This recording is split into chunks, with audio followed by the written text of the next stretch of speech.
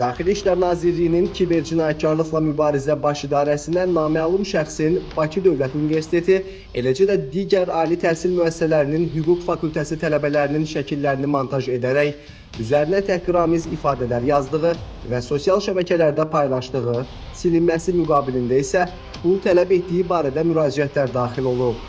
Kiberpolisin həyata keçirdiyi əməliyyat texniki tədbirlər nəticəsində hadisəni törətməkdə şübhəli bilinən 28 yaşlı Fəxri Cəbrailov saxlanılıb.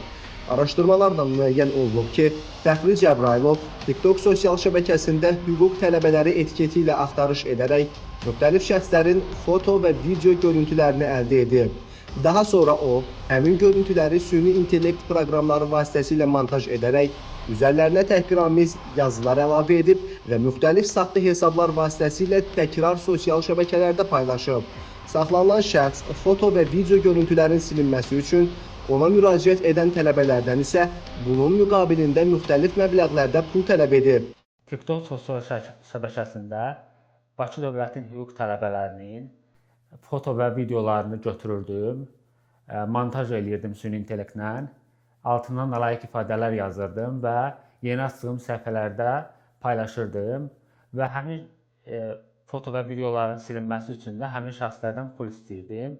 Faktla bağlı Baş İdarədə cinayət işi başlanılıb. Fəxri Cəbrailova Cinayət Məcəlləsinin müvafiq maddəsi ilə ittiham elan olunub və o təqsirləndirilən şəxs qismində istintaqa cəlb edilir. Araşdırmalar davam etdirilir.